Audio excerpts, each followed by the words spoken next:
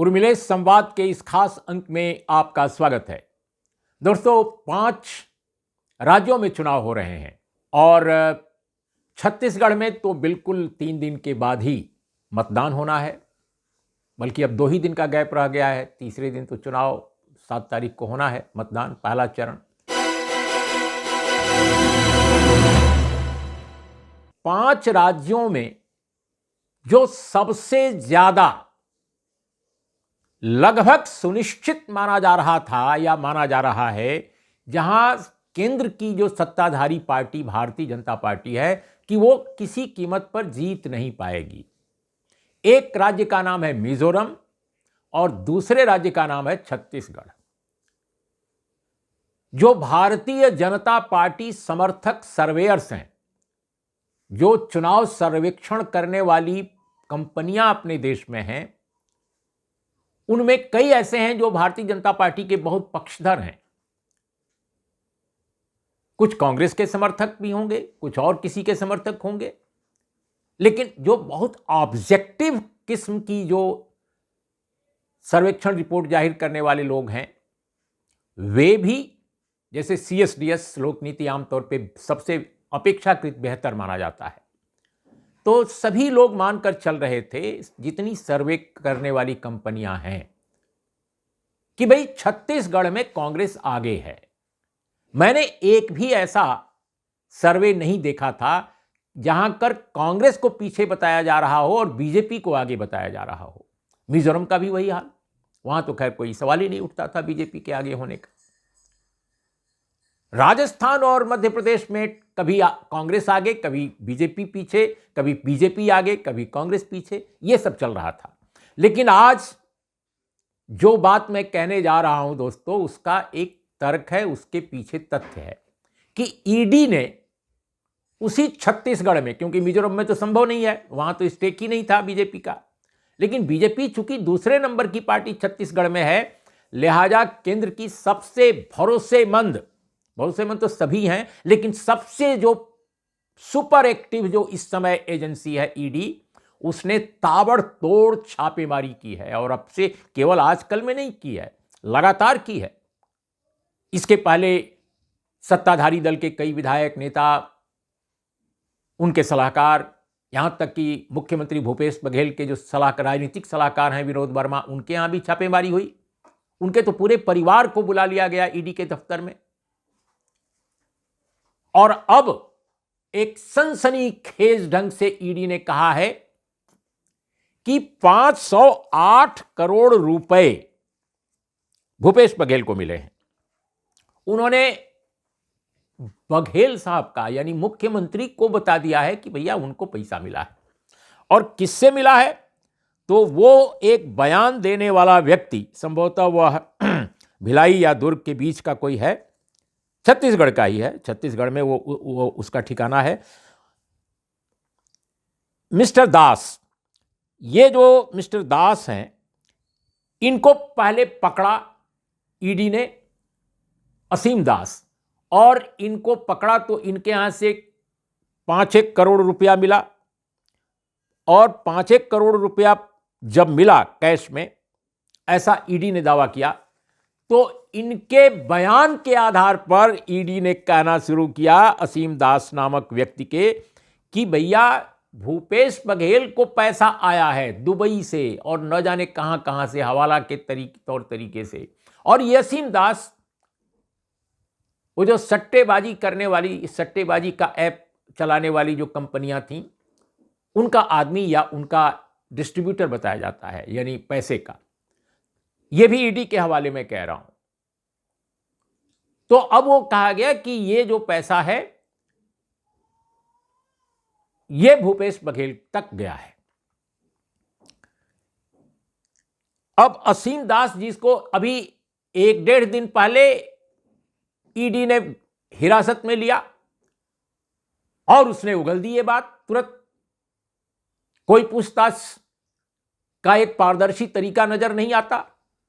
अच्छा, मान लीजिए थोड़ी देर के लिए कि उसने कह दिया कि भूपेश बघेल को हमने 508 करोड़ दिया या हमारे लोगों ने दिया, तो भाई ईडी पड़ताल इसकी करती पहले किसी भी व्यक्ति पर जब आरोप लगता है तो एजेंसियां 10 दिन, 15 दिन, 1 महीने, 1.5 महीने पड़ताल करती हैं और पड़ताल करने के बाद, खोजबीन करने के बाद वो स्टेटमेंट देती हैं या एफआईआर करती हैं, यानी पब्लिक एक डोमेन में चीज आती है। लेकिन यहां घटना क्या घटी है कि कुछ घंटे पहले एक आदमी पकड़ा जाता है, कुछ ही घंटे के अंदर वो बयान देता है, कुछ ही मिनट के बाद ये बयान के आने के वो ईडी का बयान आ जाता है। कमाल है भाई, ये तो पहली बार ऐसा देखा गया है। और ये ईडी का बयान आते ही भारतीय जनता पार्टी के जितने स्टार हैं प्रवक्ता, रायपुर में हो चाहे राजनांदगांव में हो, दिल्ली में हो चाहे मुंबई में हो, कहीं भी हर व्यक्ति बोलना शुरू कर देता है। मंत्री भी बोल रहे हैं, प्रवक्ता भी बोल रहे हैं, नेता भी बोल रहे हैं, पूर्व मुख्यमंत्री भी बोल रहे हैं। और आज हो सकता है कि देश के सर्वोच्च पद पर आसीन, कार्यकारी पद पर, सबसे एग्जीक्यूटिव के सबसे बड़े पद पर आसीन प्रधानमंत्री नरेंद्र मोदी भी बोलें।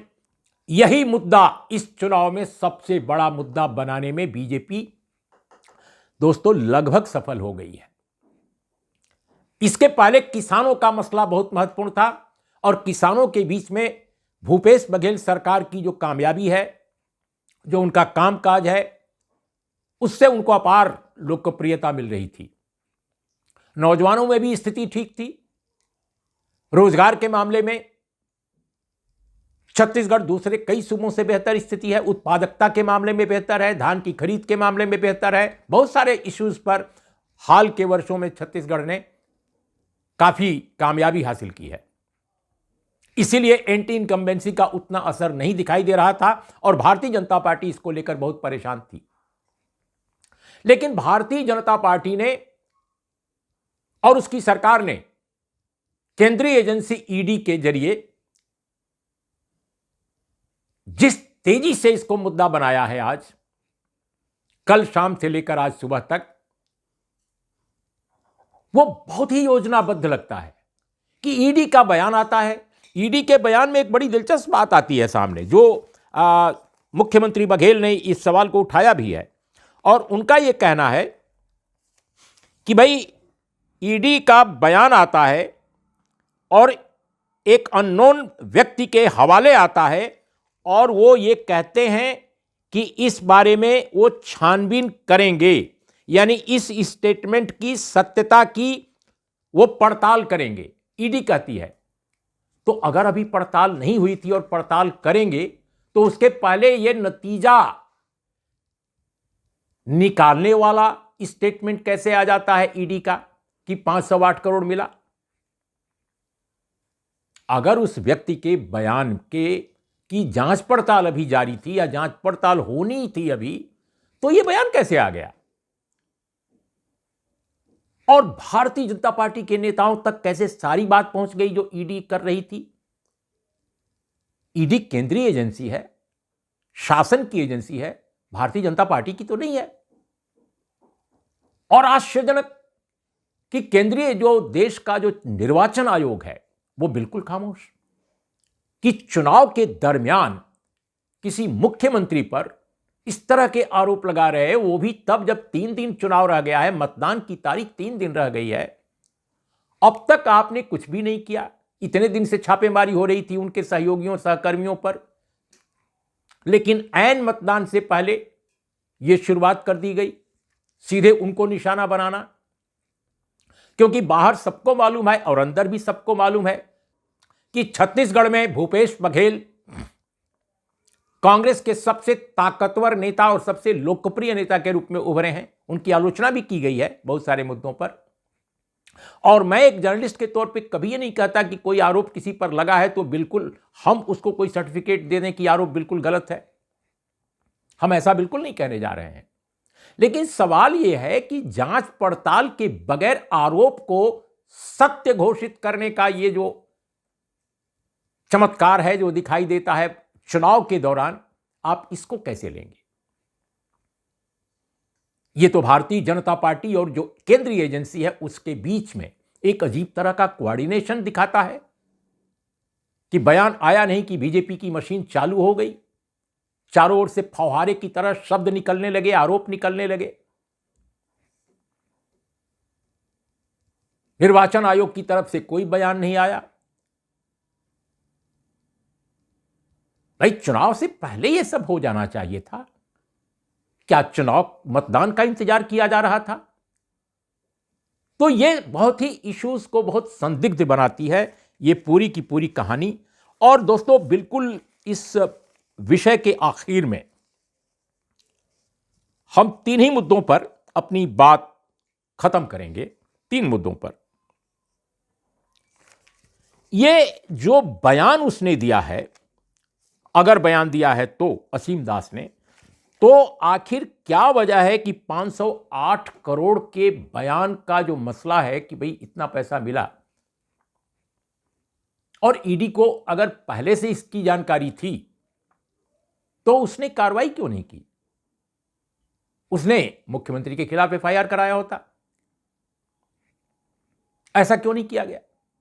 और दूसरी बात कि भारतीय जनता पार्टी के नेताओं को ईडी से जानकारी मिलते ही एकदम उनको लगता है कि जैसे लड़ाई के मैदान में उतार दिया गया। तो जनता के सवालों पर कोई चुनाव नहीं लड़ने का मतलब है कि भाई जनता का सवाल जो कोई हो उस पर हम चुनाव नहीं लड़ेंगे, हम तो केवल छवि मर्दन के लिए चुनाव लड़ेंगे। आपके खिलाफ जो भी नेता विपक्ष का उभरता है, पहले उसकी छवि को खत्म करो, उसकी इमेज को धूमिल करो, और फिर जनता की बात देखते रहेंगे। लेकिन यह स्थिति तो आपके नेताओं के पर कभी नहीं होती है, कोई एजेंसी नहीं करती। व्यापम में क्या हुआ था?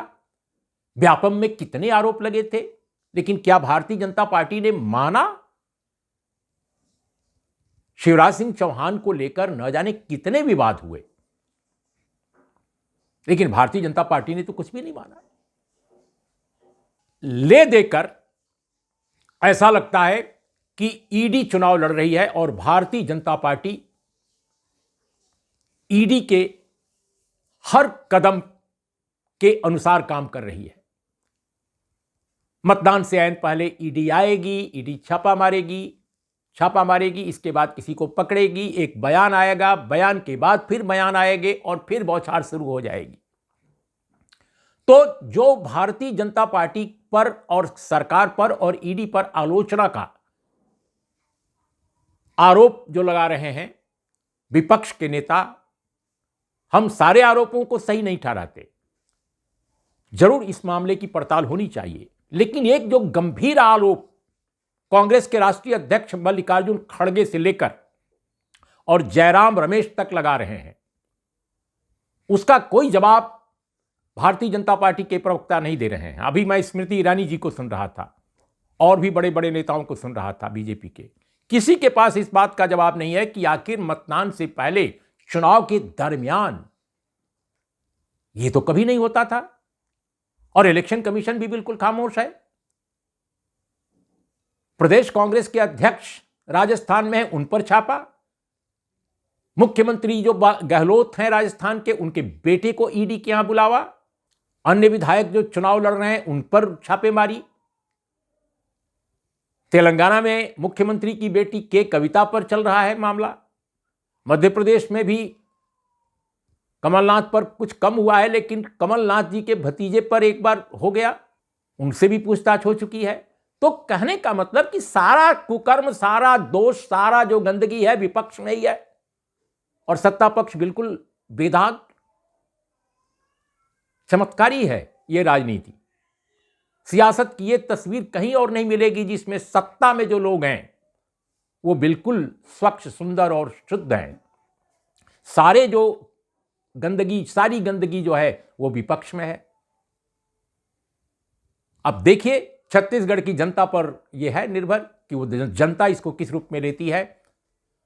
जनता का आकलन ही इस चुनाव का नतीजा तय करेगा। आज इतना ही दोस्तों। नमस्कार, आदाब, सत श्री अकाल।